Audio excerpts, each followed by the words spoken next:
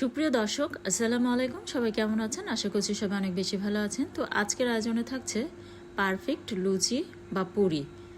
অনেকের প্রবলেম থাকে যে লুচি বানানোর সময় লুচি ঠিকমতো ফোলে না। আবার অনেক সময় দেখা যায় লুচি বানিয়ে নেওয়ার কিছুক্ষণ পর এটা আর ফুলকো থাকে না, আবার কিছুক্ষণ পর এটা রাবারের মতো শক্ত হয়ে যায়। তো কিভাবে এই বেলুনের মতো পারফেক্ট একদম ফুলকো ফুলকো লুচি বানিয়ে নেওয়া যায় সেই রেসিপিটি কিন্তু আপনাদের সাথে শেয়ার করছি। আর দেখতেই পাচ্ছেন কতটা ফুলকো হয়েছে, আর এই লুচি কিন্তু অনেকক্ষণ পর্যন্ত এরকম ফুলকো এবং মুচমুচে থাকবে। আর তার সাথে থাকছে এই পাতলা সুজির রেসিপিটি। তো আপনারা চাইলে কিন্তু ইফতারিতে এই লুচির আইটেমটি রাখতে পারেন। তো রেসিপি ভালো লাগলে চ্যানেলটি সাবস্ক্রাইব করে পাশে থাকা বেল আইকনটি অন করে সাথে থাকবেন, আর ভিডিওতে একটি লাইক দিতে ভুলবেন না। আর অবশ্যই পরিবার পরিজনদের মাঝে ভিডিওটি বেশি বেশি শেয়ার করে দেবেন।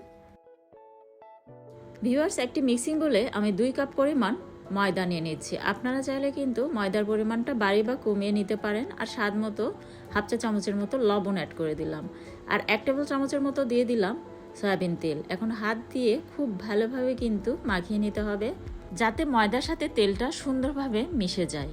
আর এরকম মুঠো পেকে নেওয়া যাচ্ছে যখন মনে হবে, তখন মনে করবেন যে মিশ্রণটি রেডি হয়ে গিয়েছে। তারপর যে কাপ দিয়ে আমি ময়দা নিয়েছি ওই কাপ দিয়ে কিন্তু আমি নর্মাল পানি 1 কাপ নিয়েছি। তো 2 কাপ ময়দার জন্য কিন্তু আমার 1 কাপের মতো পানি লেগেছে। তো অল্প অল্প করে পানি দিয়ে একটা ডো বানিয়ে নিতে হবে। ডোটা কিন্তু বেশি নরমও হবে না, আবার বেশি শক্তও হবে না। আর উপর দিয়ে আবারও একটু তেল দিয়ে এটাকে আমি 10 মিনিটের জন্য রেস্টে রেখে দিচ্ছি, ঢাকনা দিয়ে ঢেকে।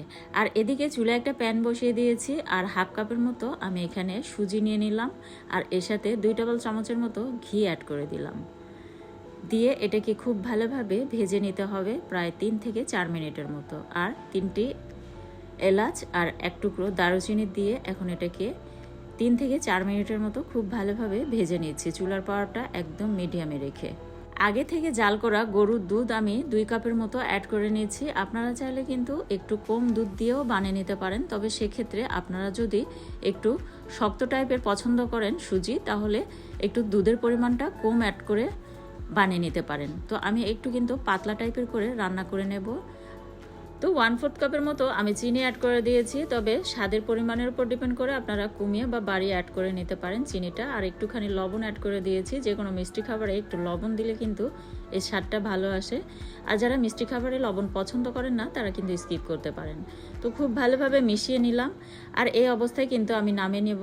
আর এটা নামিয়ে নেওয়ার পর আর একটু কিন্তু ঘন হয়ে আসবে, এর চেয়ে কিন্তু আমি বেশি ঘন করছি না। তো এই অবস্থায় আমি এখন এটাকে নামিয়ে ঠান্ডা করতে রেখে দিচ্ছি। আর এদিকে চুলায় একটি প্যানে আমি পর্যাপ্ত পরিমাণে তেল নিয়েছি, আর তেলটাকে কিন্তু গরম করে নিতে হবে। তো প্রথম অবস্থায় কিন্তু তেলটা বেশি গরম হয়নি, সেই অবস্থায় কিন্তু আমি একটি লুচি দিয়ে ফেলেছি। আর এই লুচিটি কিন্তু বেশি ফোলে নাই, দেখতে পাচ্ছেন। তো একদম কিন্তু তেলটাকে খুব ভালোভাবে গরম করে নিয়ে গরম তেলে কিন্তু লুচিগুলি ছেড়ে দিয়ে উল্টে পাল্টে ভেজে নিতে হবে। আর সেকেন্ডটা কতটা ফুলেছে, যেহেতু তেলটা খুব গরম ছিল, আর গরম অবস্থায় আমি লুচিটা ছেড়ে দেওয়ার পর দ্বিতীয়টা কিন্তু খুব ভালোভাবে ফুলেছে, সেটাও আমি দেখে দিচ্ছি। তো এটাকে উল্টে পাল্টে আমি এখন তুলে নিচ্ছি, দেখতে পাচ্ছেন। আর হ্যাঁ, আমি কিন্তু অফ ক্যামেরায় লুচিগুলি বানিয়ে নিয়েছি, ভিডিওটি বড় হয়ে যাবে বলে। তো একদম কিন্তু ছোট ছোট লেচি কেটে নিতে হবে, আর এরকম ছোট সাইজ করে একদম ছোট ছোট পাতলা সাইজ করে রুটি বেলে নিতে হবে, নিয়ে কিন্তু এভাবে ভেজে নিতে হবে। আর আমি দ্বিতীয়টা আপনাদের সুবিধার্থে দেখিয়ে দিচ্ছি। দেখেন, এখানে তেলটা কিন্তু খুব ভালোভাবে গরম হয়েছিল, এজন্য লুচিটা দেওয়া মাত্রই কিন্তু আপনা আপনি ফুলে উঠেছে। আর এপাশ ওপাশ একটু চেপে ধরলে কিন্তু একদম বেলুনের মতো ফুলে যাবে। তো দেখতে পাচ্ছেন কতটা পারফেক্ট হয়েছে। তো অবশ্যই কিন্তু তেলটা আগে খুব ভালোভাবে গরম করে নিয়ে লুচিগুলি ভেজে নিতে হবে। তো এই লুচিগুলি কিন্তু অনেকক্ষণ পর্যন্ত এরকম ফুলকো এবং মচমচে থাকবে। তো রেসিপি ভালো লাগলে চ্যানেলটি সাবস্ক্রাইব করে সাথে থাকবেন, আর পরিবার পরিজনদের মাঝে ভিডিওটি বেশি বেশি শেয়ার করে দেবেন। পরবর্তী রেসিপি দেখার আমন্ত্রণ জানিয়ে বিদায় নিচ্ছি। ধন্যবাদ সবাই।